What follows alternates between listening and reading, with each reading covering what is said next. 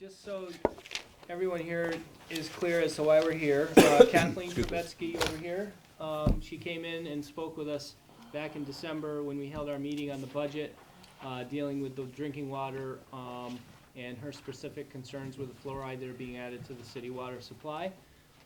We didn't feel that it was a good thing to take it up at that time in the budget hearing, and that we should have a hearing on fluoride to hear her concerns and to hear the proponents of fluoride in the water and hear why we should keep it in and why we should take it out, and then the committee and the full board at a later date can take any action if we so choose. So that's why we're hearing tonight. I'm going to ask Ms. Kravetsky to go first and tell us her side of the story as to why she feels that fluoride should be taken out of the water. Yeah. Maybe we should have everybody identify themselves so we know who Yeah. we're talking to. That's fine. I just wanted to kind of give a little background here on why it is we're sitting here, because it's been about, I don't know, 5 or 6 years since we sat here the last time and we talked about fluoride, and at that time it was more about the budgetary constraints that were going on with the city at that time, and the mayor had proposed to take it out of the water, and we had Dr. Riemann and some others that came in at that time and said, don't do that, you need to keep it in. So the ultimate decision was to keep the fluoride in at that time. But it's good to revisit things that are that have a little bit of controversial and different opinions on it, and so that's why we're here. And yeah, Kathleen, if we can go around the room real quick just before I have you speak, that's what I'm going to do. So why don't you start? Go ahead. We all know who Gordon Dricillo from the Rutland Herald is. Dr. Judy Fish, I practice here in Rutland and have for the past 25 years. My name is Ed Riemann. I practiced in Rutland from 1949 until 2004.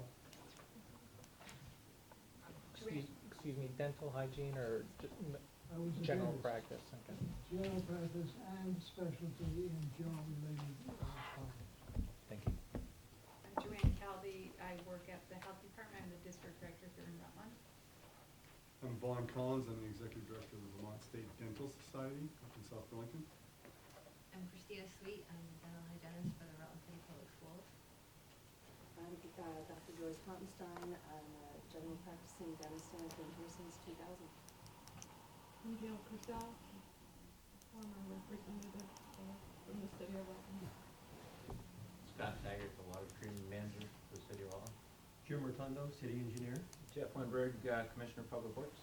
Dr. Cheryl Ullman, I'm an endodontist specialist in Rutland, and I've been here since 1989.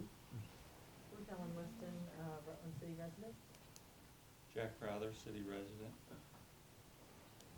Marilyn Griffith, city resident. Kathleen Kravetsky, city resident. And I'm Tom DePoy, City Board of Aldermen. Abby Brodowski, Board of Aldermen. William Knott, Board of Aldermen. Chris Zawiski, Board of Aldermen. And Dave Allaire, President of the Board of Aldermen. Gary Donahue, Alderman. All right. Thank you for everyone being here and taking the time to come down and hear about fluoride in our drinking water. And as I said, I'm going to have Ms. Kravetsky go first. She's the one that came in and had concerns and spoke with the committee and the board back in December. So I will turn that over to you, and you can give your presentation. That would be great. Thank you. Thank you. Here's what we know. Our drinking water is good in Rutland City, but we can choose to make it better. In 1999, the CDC reported fluoridation was one of the best public policy decisions in the 20th century. You will hear that now obsolete endorsement over and over. Water fluoridation has been sold to the public with the use of endorsements since 1950. The science used at that time was anecdotal and today is not considered valid by the CDC. For fluoridation, Rutland City uses fluorosilicic acid, an industrial hazardous waste product that contains arsenic. Mosaic Fertilizer Company would have to pay for its removal as toxic waste if it wasn't selling it to municipalities like Rutland. The arsenic is diluted by the city to what the EPA considers maximum contaminant levels. Contaminant levels. Fluorosilicic acid, a hazardous waste with the arsenic, comes directly to us from the fertilizer plant in Florida at a cost of $12,000 a year. It was never tested for human consumption. Fluoride is regulated by the EPA and is considered a contaminant. Guidelines are maximal allowable amounts intended to prevent toxic or adverse effects. The EPA in 2006 recommended more research on molecular, cellular, and anatomical changes in the nervous system found after fluoride exposure, suggesting that functional changes could occur. Fluoride, now 60 years later from water fluoridation starting, is considered a neurotoxin. A neurotoxin. The old science needs updating, and the morality of just going along with what has always been done because authority figures tell us it is good for us comes into question. Estrogen therapy, nicotine, thalidomide, asbestos, the history is full of stories of what is being told is good for us, only to find out later it was not.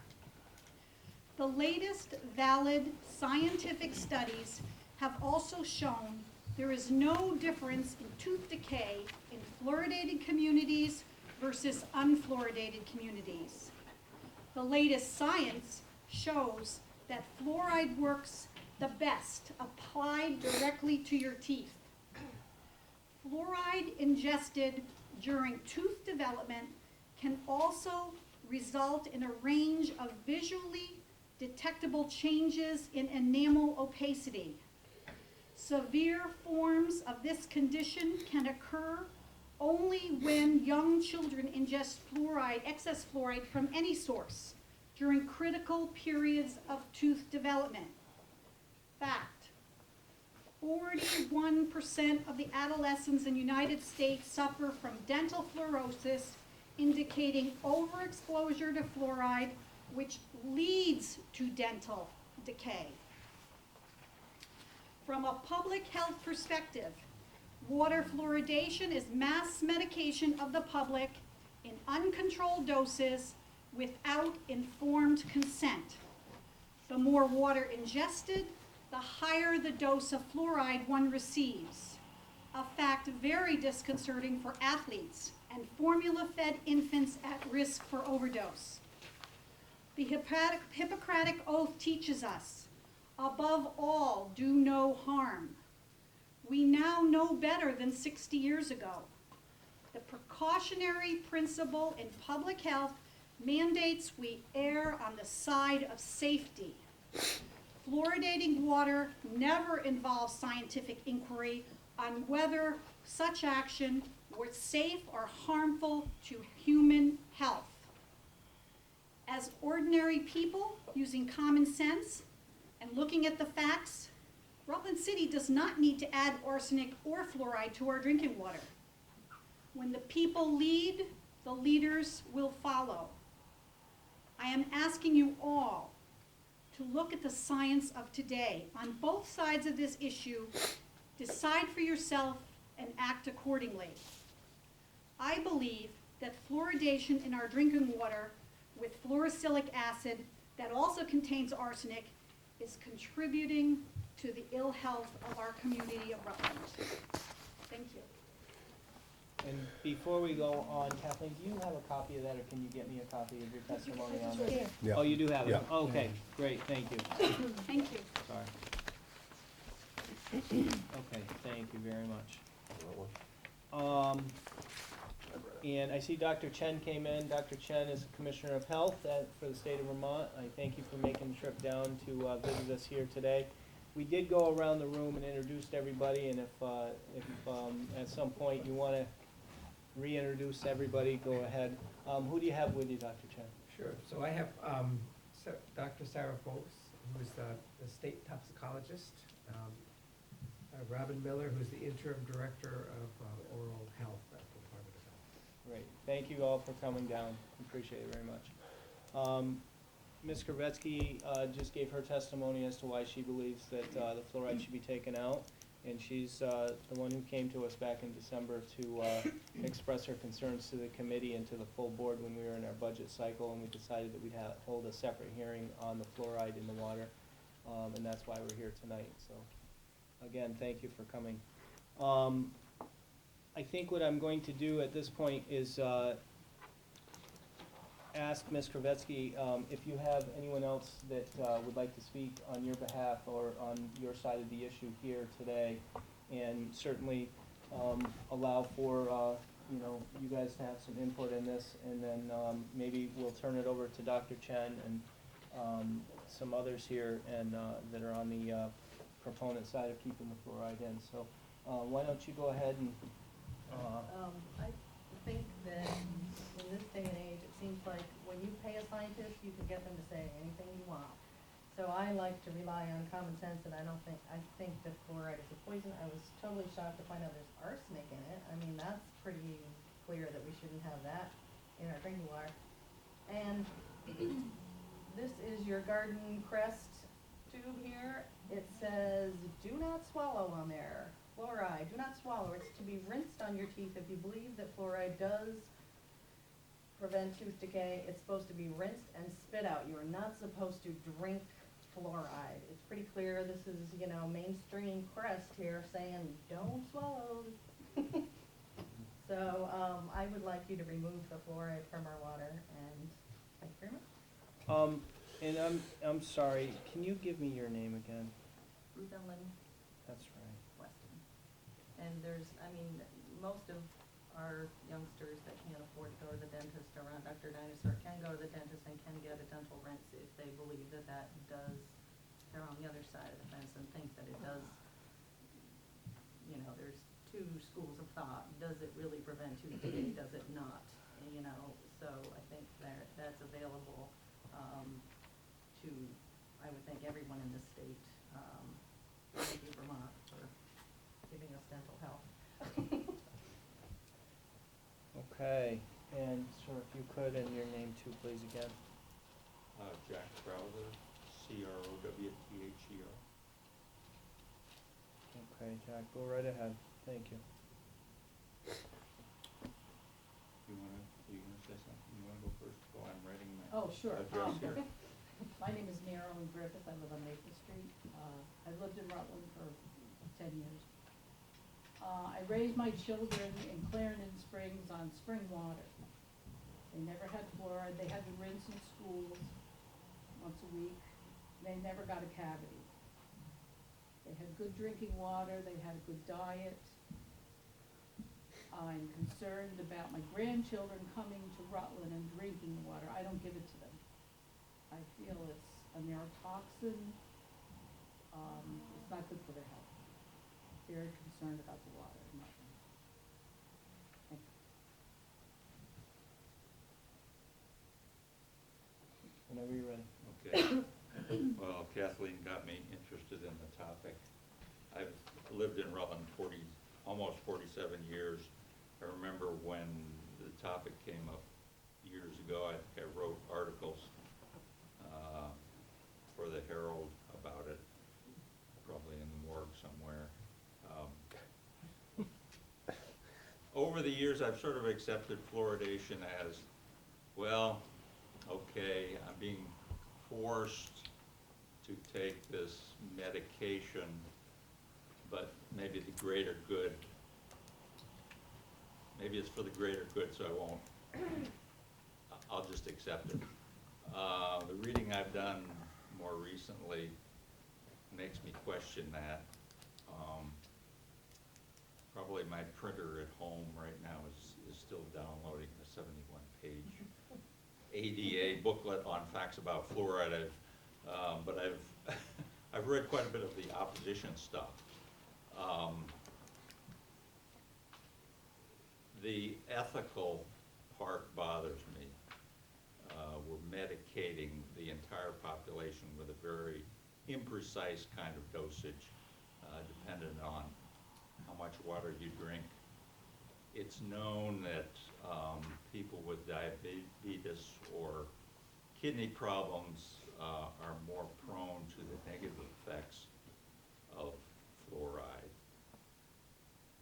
So this rough dosing of a population is of concern to me. I think we're living in an age where some of the busiest places in town, the Rutland Area Food Co-op, the farmers market, are all about pure food and people pursuing food that is not adulterated. We've just passed a GMO law in Vermont saying you must label GMO products. This is all about informed consent, which is a basic tenet of medicine. I'm pretty much in agreement with what Kathleen said. I'm not sure that Rutland's water has hurt me, but the fluoride that's added to Rutland's water is not a pharmaceutical grade of fluoride, as far as I know. It's this chemical byproduct of the fertilizer industry, and that's very much at odds with the general practice of pharmacology. So another interesting fact that I've come across is that the largest portion of the industrialized developed world does not use fluoride. In general, fluoridated toothpaste has become the solution for tooth decay. And tooth decay has come down in the developed world, not just in fluoridated countries, which is mainly the United States. Ireland is very fluoridated. England has some, but so that's part of what I've learned. I'm still reading about it, but I'm tending toward the negative side of the fluoridation debate at this point. Thank you. And as far as handouts go, I will confess that one of my main sources has been a place called fluoridealert.org. They have a video called Professional Perspectives on Water Fluoridation. And if you can watch that 28-minute video without having second thoughts about fluoridation, I would be surprised. So there's the details on how to look it up on your computer if you're interested. And some very impressive people talking about why they oppose fluoridation. So. Thank you very much. At this time, I'm going to turn it over to Dr. Riemann. Dr. Riemann, you're the one that I contacted first about the fluoride issue in the water because you were very outspoken a few years back and came in and helped the board at that time with the perspective of keeping the fluoride in the water as a public health benefit. So if you can go ahead and give us what you have, and then you can turn it over to Dr. Fish, and I'm going to have Dr. Chen speak here as well. So go ahead. I'll turn that over to you. Thank you very much indeed. A number of statements have been made which are contrary to the scientific evidence that is available to all of us. For instance, you just stated that there was a limited number of countries that use fluoride. There are 405 million people in 60 different countries that are benefiting from fluoride in the water supply throughout the world. Those countries extend from Australia, New Zealand, to Asia, to China, to all of the countries in Europe and in South America. Not all the countries in South America, many countries in South America. It's important to be aware that fluoride has been beneficial for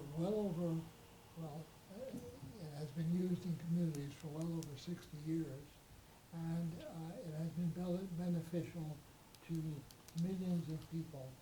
I practiced dentistry, and during my schooling at New York University, I attended to children and adults, and extracting teeth from 7, 8, 9, 10-year-old children, and making full upper and lower dentures for 15 and 16-year-old kids, high school kids, was common before fluoride became used in as many communities as it is being used over the past 30 or 40 years. Today, it's outrageous to think in terms of doing extractions on 6, 7, 8-year-olds and of doing full dentures on 15 and 16-year-olds, when this can all be prevented by something that is absolutely healthy and has been proven to be so for well over the past 60 years. Again, be aware that fluoride is also beneficial not only to children, but to adults, because as we mature, our gums recede, and as the gums recede, the roots of our teeth become exposed, and the roots do not have the protection that the enamel has on the crowns of the teeth. So as the roots are exposed, they become caries.